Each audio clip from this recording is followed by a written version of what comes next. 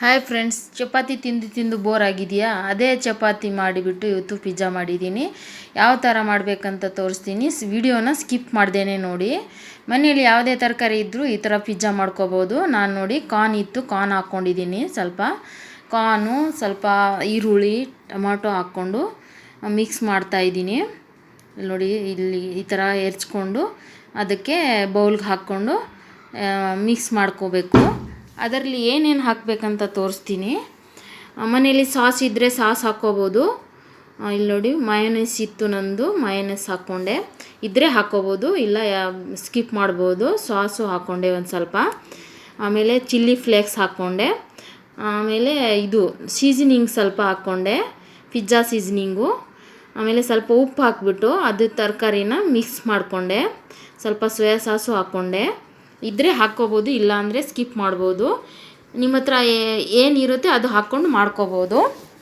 ನೋಡಿ ಈ ಥರ ಮಿಕ್ಸ್ ಮಾಡ್ಕೊಳ್ಳಿ, ತುಂಬ ಚೆನ್ನಾಗಾಗುತ್ತೆ. ನಾನು ಚಪಾತಿ ಹಿಟ್ಟಿಂದ ಅದೇ ಚಪಾತಿ ಹಿಟ್ಟಿಂದ ಇವತ್ತು ಪಿಜ್ಜಾ ಮಾಡಿದ್ದೀನಿ. ಈ ಥರ ಕಲಿಸ್ಕೊಂಡು ಇಟ್ಕೊಳ್ಳಿ.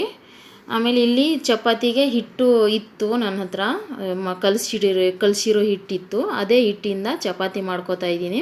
ಇವಾಗ ನೋಡಿ ಒಂದು ಸ್ವಲ್ಪ ಮೀಡಿಯಮ್ ದಪ್ಪ ಇರಬೇಕು, ಅಷ್ಟು ದಪ್ಪನೂ ಇಲ್ಲ, ತೆಳ್ಳಗೂ ಇಲ್ಲ. ಈ ಥರ ಮಾಡಿಕೊಂಡು ಸ್ವಲ್ಪ ಜಾಸ್ತಿ ಬೇಯಿಸಬಾರ್ದು, ಸ್ವಲ್ಪನೇ ಬೇಯಿಸ್ಕೋಬೇಕು. ಬೇಯಿಸ್ಕೊಂಡು ಈ ಥರ ಅದನ್ನೇ ಎತ್ಕೋತೀನಿ. 2 ಚಪಾತಿನ ಮಾಡ್ಕೊಂಡು ಎತ್ಕೊಂಡೆ ನಾನು. ಅದನ್ನು ಈ ಥರ ಸ್ವಲ್ಪ ಅರ್ಧ ಬೇಯಿಸ್ಕೋಬೇಕು. ಬೇಯಿಸ್ಕೊಂಡು ಅದನ್ನು ಎತ್ಕೊಂಡು ಇಲ್ಲಿಗೆ ಕಲಸಿದ್ದೀನಲ್ಲ ಎಲ್ಲನೂ, ಆ ಮಿಶ್ರಣನ ಹಾಕ್ಕೋಬೇಕು. ಅದ್ರ ಮೇಲೆ ಒಂದು ಸ್ವಲ್ಪ ಸಾಸು ಹಾಕ್ಕೊಂಡೆ, ಟೊಮಾಟೊ ಸಾಸು. ಆಮೇಲೆ ಮಯೋನೈಸ್ ಹಾಕ್ಕೊಂಡು ಅದನ್ನು ಅದ್ರ ಮೇಲೆ ಹಚ್ಕೊಂಡೆ.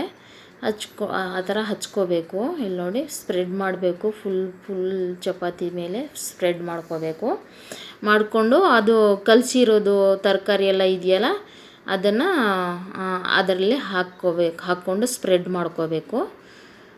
ಆ ಥರ ಅಲ್ಲಿ ನೋಡಿ ಈ ಥರ ಮಾಡ್ಕೊಳ್ಳಿ, ತುಂಬ ಚೆನ್ನಾಗಿರುತ್ತೆ ಫ್ರೆಂಡ್ಸ್. ಒಂದು ಸರಿ ಟ್ರೈ ಮಾಡಿ ಪ್ಲೀಸ್. ನನ್ನ ವಿಡಿಯೋ ಇಷ್ಟ ಆದರೆ ಲೈಕ್, ಶೇರ್ ಮಾಡಿ, ಕಮೆಂಟ್ ಮಾಡಿ ಎಲ್ಲಿಂದ ನೋಡ್ತಾ ಇದ್ದೀರಾ ಅಂತ. ನನ್ನ ಯೂಟ್ಯೂಬ್ ಚಾನಲ್ನ ಸಬ್ಸ್ಕ್ರೈಬ್ ಮಾಡ್ಕೊಳ್ಳಿ, ನನ್ನ ಫೇಸ್ಬುಕ್ ಪೇಜ್ನ ಫಾಲೋ ಮಾಡಿ. ಇಲ್ಲಿ ನೋಡಿ ಮೇಲಿಂದ ಒಂದು ಸ್ವಲ್ಪ ಚೀಸು ಈ ಥರ ಇದು ಮಾಡಿಕೊಂಡು ಹಾಕ್ಕೋತಾ ಇದ್ದೀನಿ.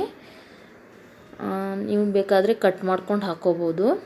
ನೋಡಿ ಇದನ್ನು ಈಗ ಹಂಚು ಬಿಸಿಯಾಗಿದೆ, ಹಂಚು ಮೇಲೆ ಹಾಕಿ ಬೇಯಿಸ್ಕೋತೀನಿ.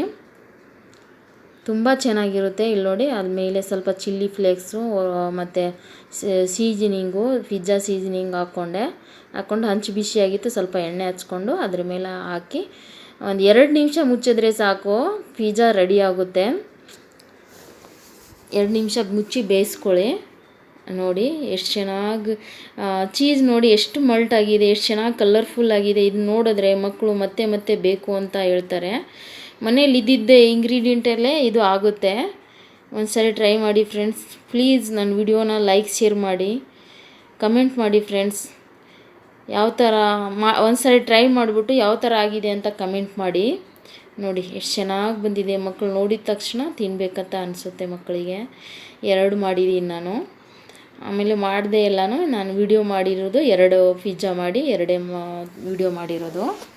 ನಮ್ಮ ಮನೆಯಲ್ಲಿ ಮಕ್ಕಳಿಗೆ ತುಂಬ ಇಷ್ಟ ಆಯಿತು. ನೋಡಿ ಹೆಂಗೆ ನೋಡಿದ ತಕ್ಷಣ ತಿನ್ನಬೇಕಂತ ಅನಿಸ್ತಾ ಇದೆ, ಕಲರ್ಫುಲ್ಲಾಗಿದೆ. ಅಲ್ಲಿ ನೋಡಿ ಈ ಥರ ಕಟ್ ಮಾಡಿ ಮಕ್ಕಳಿಗೆ ಕೊಡಿ.